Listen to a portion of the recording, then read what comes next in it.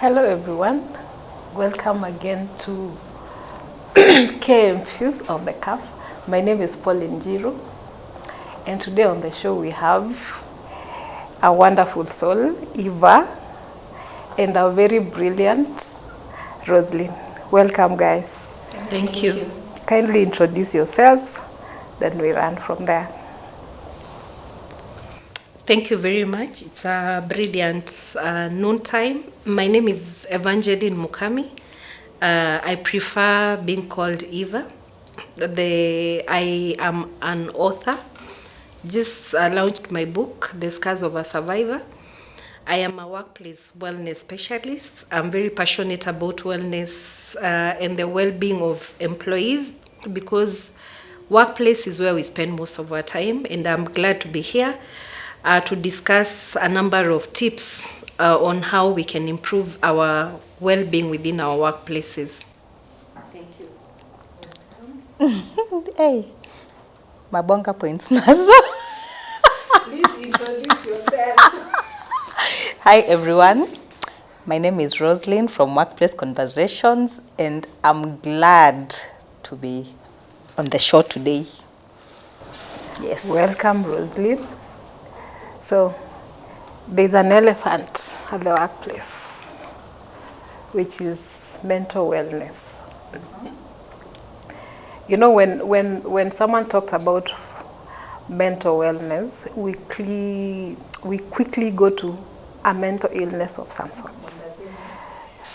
It's not that bad, Roslyn. Usianze mapema tafadhali. Someone picking papers.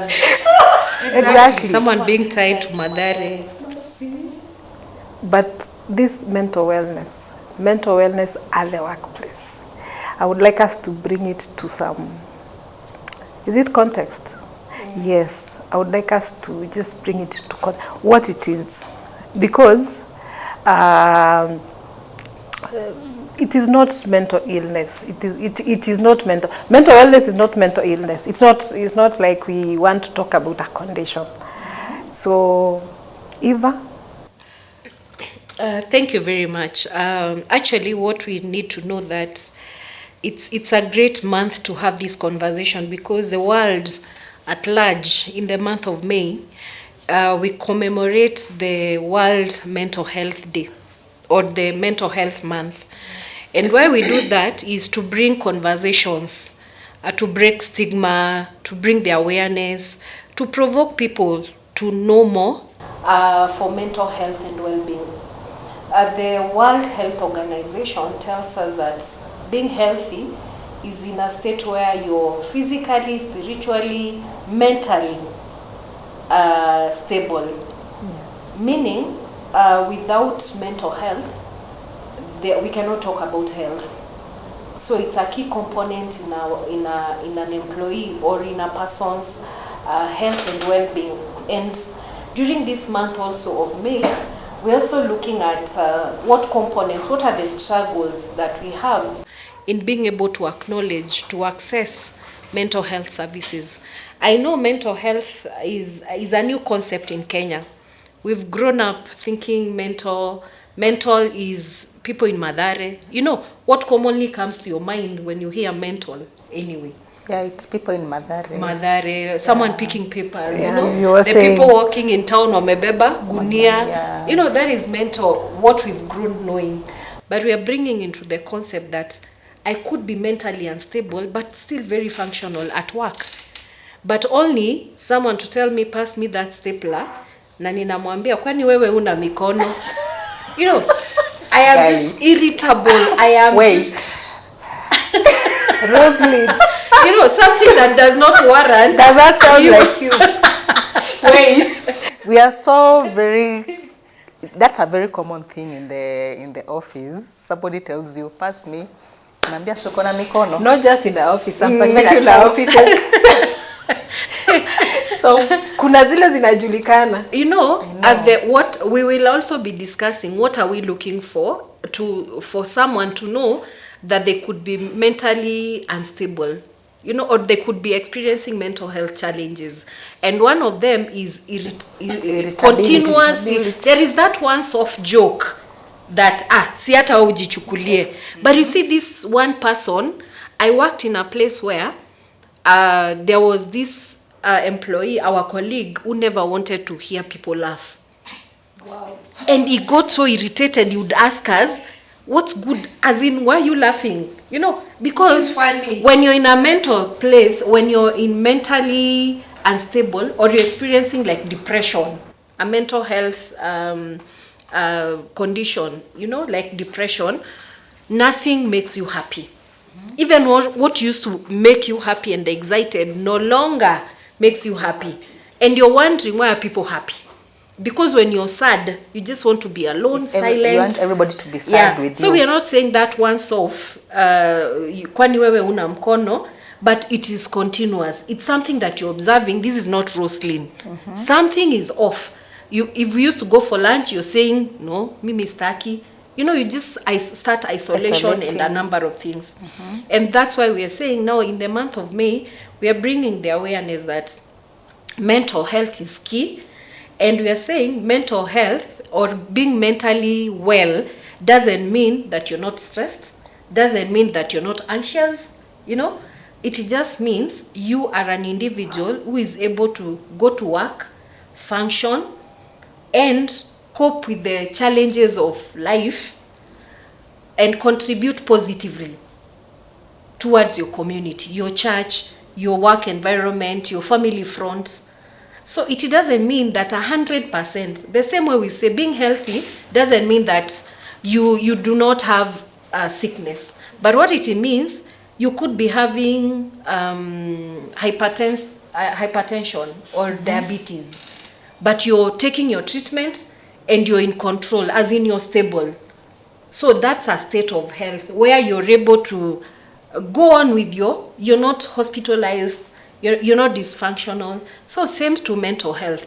I could actually be depressed, but I am under doctor's treatment, a psychiatrist treatment. I am also working with a counselor to unearth what is pushing me there.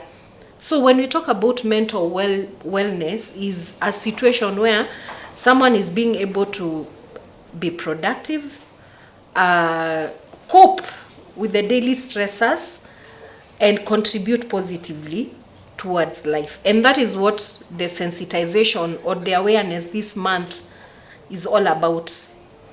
So let me ask you, Eva. There's a very thin line between mental health and mental wellness, as I'm learning today. Maybe kindly explain to us so that we know the difference, so that we don't interchange the words or use the words interchangeably. Okay, so when we look at mental health, mainly we know that mental has to do with the brain, you know, the functionality of the brain and the state that you can go for screening. They could do a screening on your levels of burnout, your levels of stress, your levels of, if you're depressed, if at all.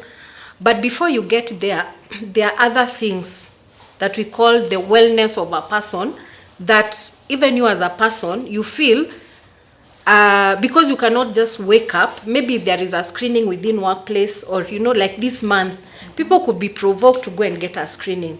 But usually, there are things that push someone to go for screening.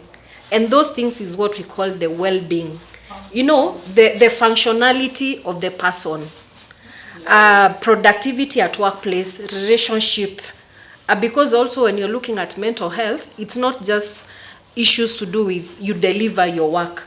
There are some people, when they're very, especially after a loss of a loved one, they go back, bury themselves within work.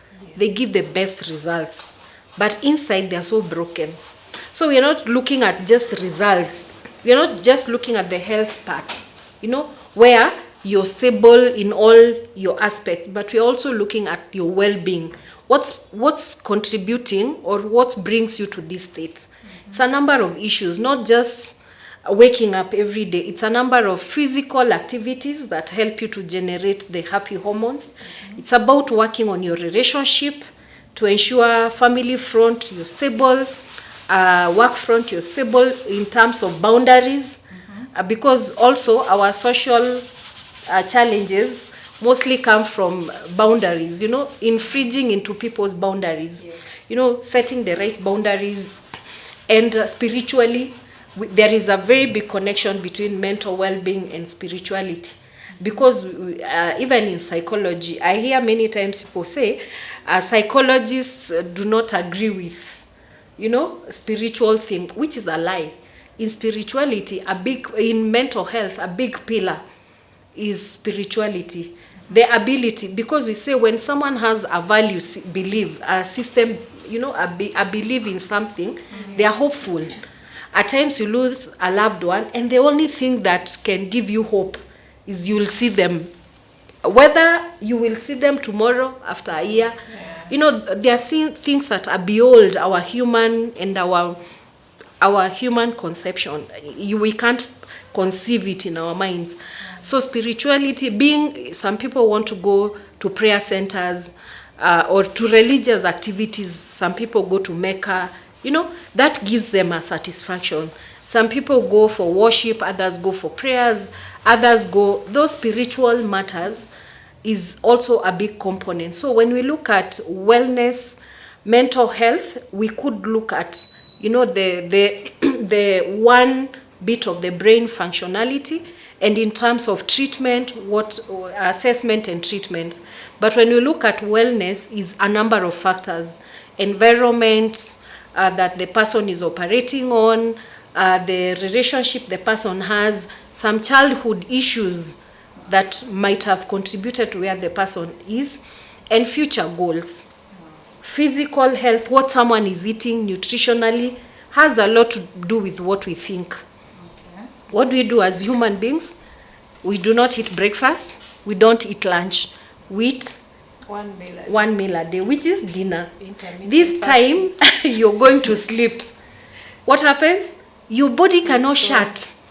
Your mind cannot shut because your body is digesting, the blood flow, a lot of... So you turn. By the time you're coming to wake up, you're so tired. Your mind cannot function. You feel irritable. That is if you're able to sleep. If you're able to sleep at all, you'll sleep towards the time you ought to wake up. So it's a number of many issues that we are looking into for someone to achieve mental wellness. So guys, recently we were in a training setup, and those mental, of course it was to do with insurance, the medical insurance at work. So they had brought in a specialist on mental wellness at work, and now she started by asking how many of us have had sleep disruptions in the past 2 weeks. Raise your hand. So it's like everyone raised their hand. She went on to ask about how many of us have had stress in the last 2 weeks. Could it be money, children? Raise the other hand. Everyone again raised the other hand. The third one was, have you experienced some emotion that you're not able to understand, like extreme sadness, or you're just too joyful, disappointment? And I'm telling you, everybody raised their hand. It's like, it was very funny. It's like everyone who was there was already a patient to that specialist. So maybe just how is our well-being generally? Of course, from the research, from the observation, from the interaction that we've had, how would we rate like our general wellness mentally? Because from that simple training that we had, things looked bad. It's like everybody was supposed to book a meeting with a specialist after that training anyway, because everything she was asking, everybody was there raising. Yeah, and I'm glad that they raised their hands, because I was among them, apparently. Many a times, in wellness, we say when you can name it, you can tame it. Wow. But Rosalie knows that when you can name it, you can tame it. You can tame it. Many a times you are lost.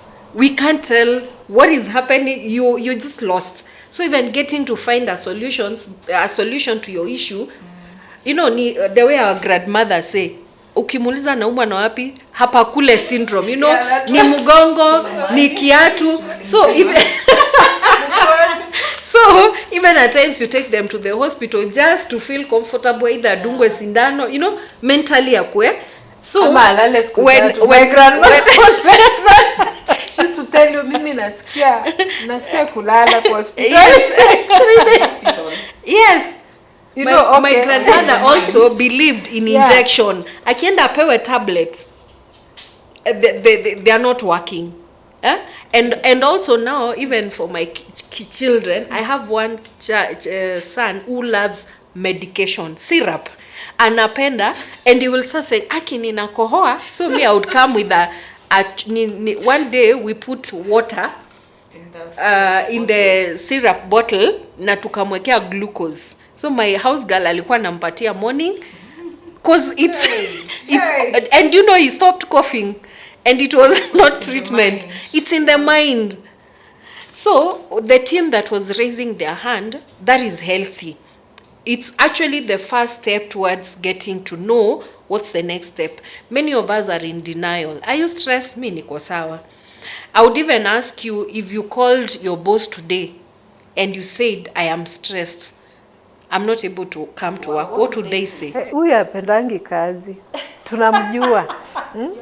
And then they will know who is not stressed. You know, yeah, we are all stressed, you know. In this rotonomics, who is in stress? Who is in stress? So at rotonomics, guys. You have to brew controversy here. Rosalie, hey. It's a hard state of things. So, and now we actually have 9 parameters when we look into wellness. Yes. And those questions now, the sleep is one of them. Any pushing emotional turmoil someone may have experienced is one of them.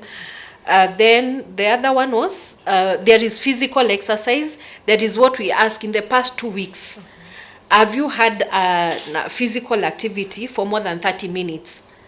And you'll find most of us don't. It's walking, it's driving or alighting a matatu to work and back home and sleep. But if you have walked for 30 minutes, isn't that physical? Yeah, it has to be a brisk walk. Okay. You know, where you're actually feeling you're doing something. But even the normal walk, it's fine. Because it's what we are saying, when you take a breather, when you take a walk, your body regenerates these hormones that helps to develop your body cells that activate memory and a number of body function. So walking, and that's why you find people who are bedridden often have a number of dysfunctionality. Even their mind, they're just feeling pressured and stressed. Because of the lack of physical activity. Yes, physical activity. So we look at your financial management currently. That one is chaos. Yes. Mulilipwa siku gani? When were you paid? My God, I can't even remember. But it's last month. Last month. No, you've already been paid. You've already been paid. Hey. Yeah, us were paid very early. Where do you work? By the time end month is, we are getting to end month, we are already broke. People expecting you to have. End month is next week. Yeah. So how will you survive until 20th? God knows. Now that is apparently now the state of things, and what is causing a lot of mental instability within workplace, because you're very anxious. You do not have transport to go to work. You do not have money to feed. You've gotten money from Shylock. They are even embarrassing you at work. Mobile app. Oh, nowadays they send a message to everybody, your colleagues. Yes, everyone. You've ever gotten those messages? They will hack and access your phone book. I have. And they will embarrass you because they are not regulated. So the only way is to use these crude methods. So when we look at mental wellness, it's all those components of what you're eating, your financial status, you know, your physical, your emotional. It's the entire cycle of a person. And you cannot tackle mental wellness or mental health without looking at this person as the entire. How is their finance? How is their work environment? How are they coping with their relatives? Currently, I'm not in good talking terms with my mother and my sister, and I am aware. So it's something that at times I go to sleep thinking I am okay, but at the back of my mind, I like, okay, because this is your family. So there is no way you will wish it away. But we said recognition and awareness is key. I have a question. Let me interject. The beginning of this year, I just felt the people around me are a crowd, and so I became cold to people. Like, I don't want to talk to so and so. I don't want to talk to so and so. I don't want to talk to so and so. I was feeling like I'm crowded. My space is crowded, and so I just started to cut off people from my life. Do you think I'm a patient? I introduced therapy. And you're supposed to be telling and I'm very comfortable with it. I'm very comfortable with it, apparently. You know, there could be two signs. Isolation. Isolation is what now makes us say that you could be experiencing stress or some form of anxiety or something. But now, for your case, you're saying you sat and realized Pauline is not of value to you. And that is creating boundaries, which is healthy. Because you could actually have even 1,000 people on your Ford book, but hakuna yule mtu unaweza mpigia umwambie give me 10k, or my child is sick, or they hear you have a function, they'll not come. So there is that moment where you sit and say, now I don't need this, I don't need you, including family members. Actually, I used to have like 3,000 friends on Facebook, and I unfriended, and I remained with about 1,000. So I unfriended like 2,000. It's monitoring okay. spirit. It's okay. No, for me, like when I left my employment, I blocked a number of my former colleagues. I left my employment in March.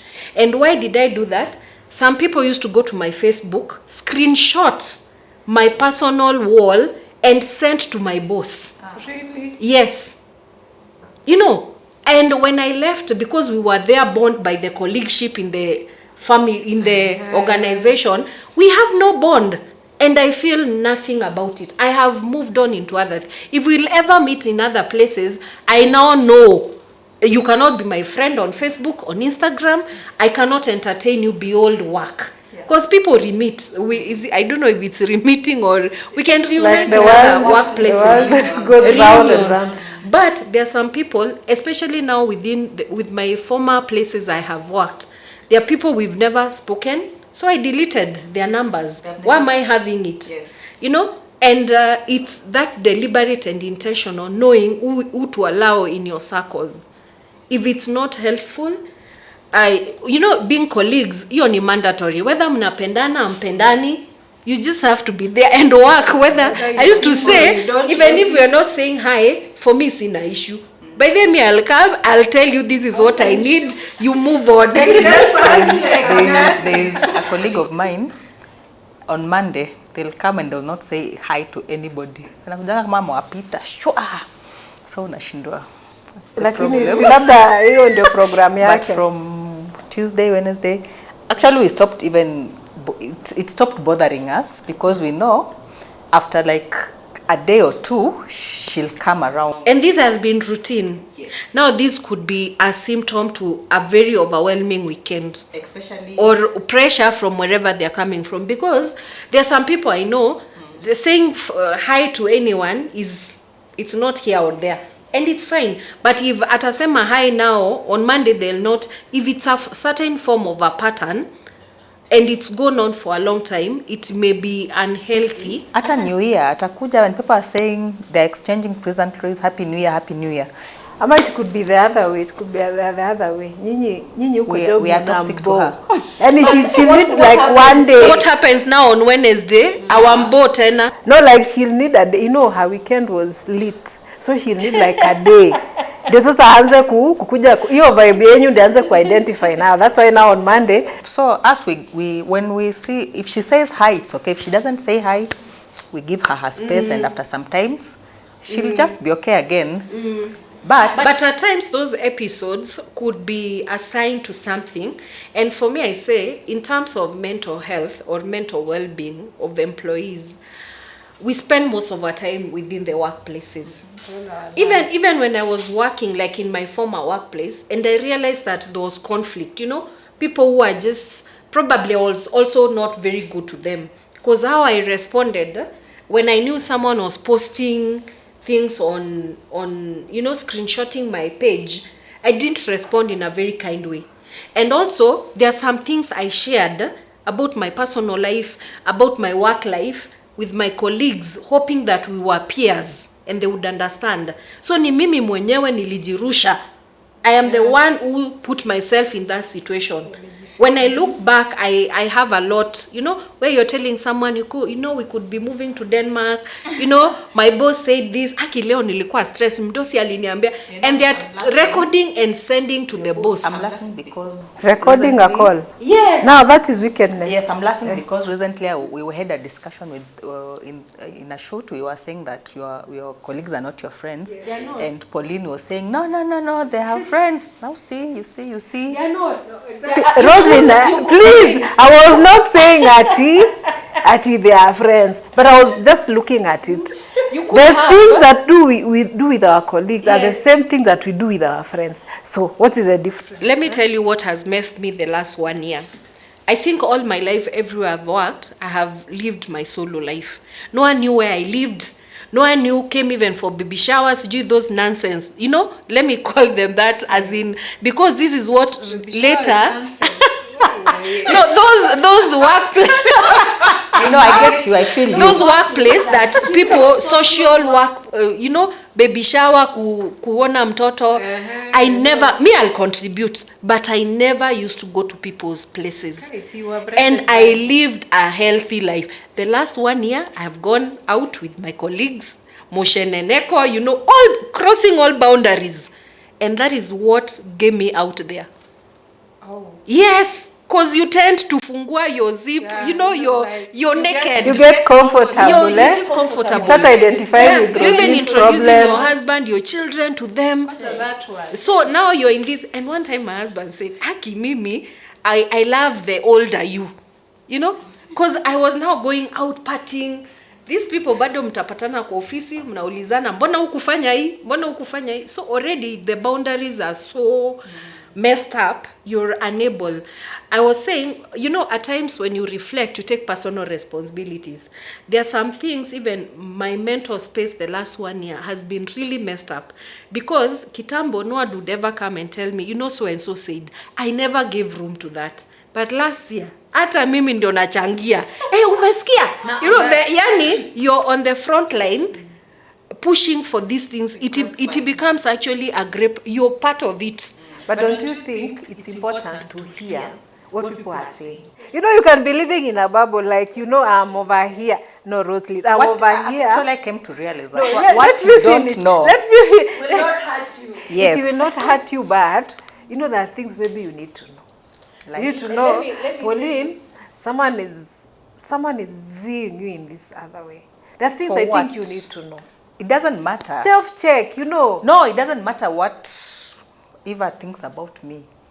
It doesn't. Okay, now guys, these are discussion for another day. Let us bring it back now to them. Now, in mental health or in mental wellness, we say, for workplace, it's okay to hear. But even before you react, like for me, I don't know how to kunyamaza. I'll come and confront you. You're my twin. There. You're my twin. Rosaline. Yes, you're my twin. Ailali. Mbona ilale? My brother was telling me, unajua kami shida yako ni nini?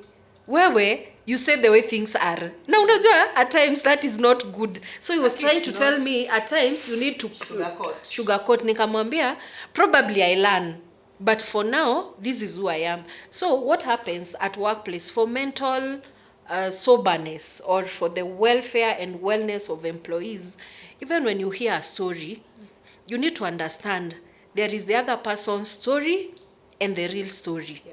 You'll only be able to establish the real story after you hear the other person's version. But what do? you hear Pauline has said this. Yes, you run to Pauline without asking Roslyn. So you've already attacked. You don't even give her an opportunity to be able to tell you her story. So there end up to be a lot of conflicts. Then also what I learned, most people will bring a conversation telling you about Pauline, but they just want you to comment something. Then they'll go and, they're just looking for conflicts within the workplace. There's a joke I saw. I think I even shared it on my own. Like when you're talking to people about your own two things, give them as many versions so that when they go know to they do not know what they are looking for. So back to mental health and wellness, the three nini of the stories must be heard. And fairness and equity at workplace. Because if there is no fairness, why would I want to go and spoil for you? It's because probably I want that trip to Mombasa. Yes. But if things are fair, the equity within the workplace, people will actually not have anything to go and, witch hunting. It's competition. You remember Yes. what we were saying? Yeah. So let me ask you, Eva. You've said that these things are triggered, and I know one of the major triggers of mental health is childhood traumas. Hey, kama hauna childhood trauma, Pauline uko nayo? That's my unspoken. Roslyn, before we get to that, Roslyn, do you realize the dimension of what you are asking? Let me just quickly, then we can get back to that. So, why is it important? Roslyn here is a HR person. She can tell us. In the workplace, it's usually about productivity, achievements, targets. KPIs. Yes. Why is it important to bring this conversation at the workplace? Why do Kina Roslyn here need to realize, in as much as they are chasing, they are giving us the score, whatever, those appraisals. Appraisals, yeah. Performance. Why is it important to ensure that the employees, or rather your colleagues, are their mental, please help me frame that mentally they are okay. And even if they are meeting their targets, Yeah. they are not straining to meet their targets. They are mentally okay. Yeah, like Eva said, you can be going through a mental something, but at work you're just umejibari huko. Wewe zako zinarun huko 100%. You're achieving. Why is it important? Knowing that you can be not in a very good space mentally, but you are achieving. You see? None of that paradox. So why is it important for the HR practitioners, for example? Because that's where it all starts. For them to ensure that employees wako poa mentally, despite everything else. They're achieving, they're shining, everything is good. I advocate for preventive and promotive mental health or wellness of employees. Many a times we are very reactive. We react into someone who is not productive, someone who is irritable, someone who has attempted to take their lives. That is the time that we are coming up with what can we do. But for me, as the in the HR space, or the wellness, or the management of organizations and institutions, is to have already formulated programs and think about the well-being of the employee as a soul to the productivity, the social life, a number of things that will happen to this employee. One, as I come to work, I am a mother, I am a wife, I am a sister, I am many things in myself.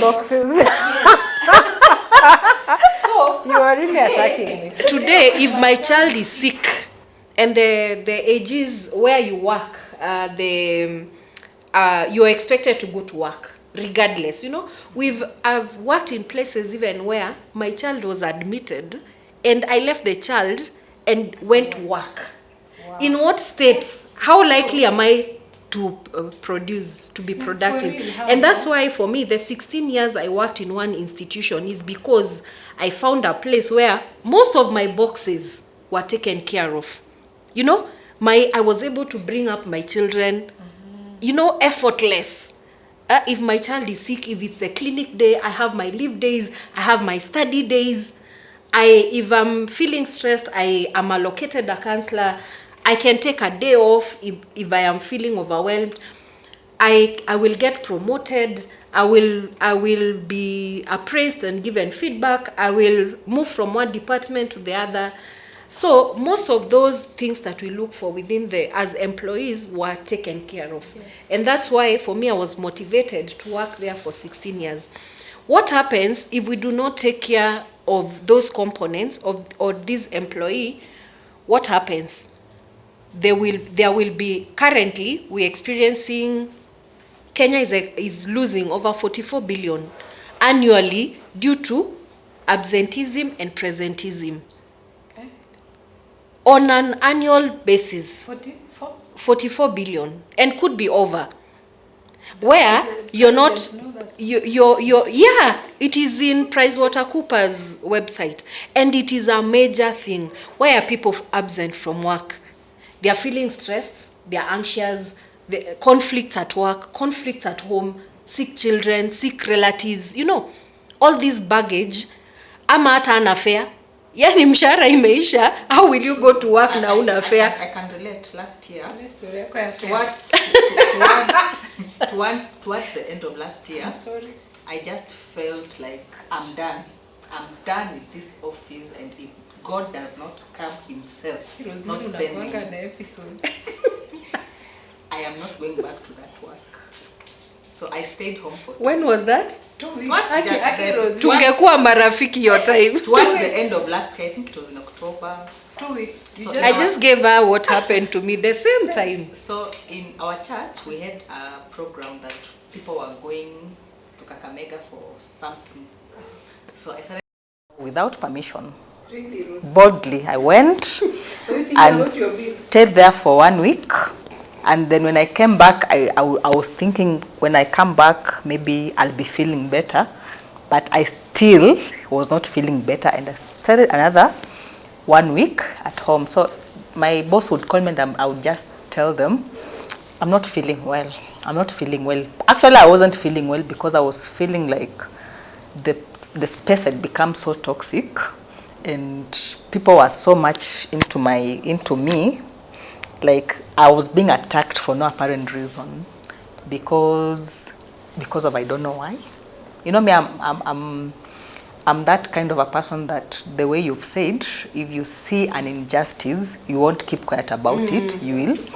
So I had raised some things in the office and everybody came against me because apparently I was staki kuchoma, but it's like there was something that was happening and it was benefiting some people. So me raising the issue was meant that thing itaisha. So everybody came attacking me. There were people labeling me names. If you pass somewhere, unasikia shu shu shu shu shu shu. So I was like, this is just too much. But I thank God for my CEO. She called me. She was so concerned. So she called me, she told me what is happening. And I was able to open up to her what was happening. And actually she gave me a number of a counselor to talk to. And we were able to talk and I felt much better. And then I came back to work. So guys, wow, mental health is so broad. We are out of time, but definitely not out of words. So we should hold it there, not stopping, just hold it in there until the next session. See you next time.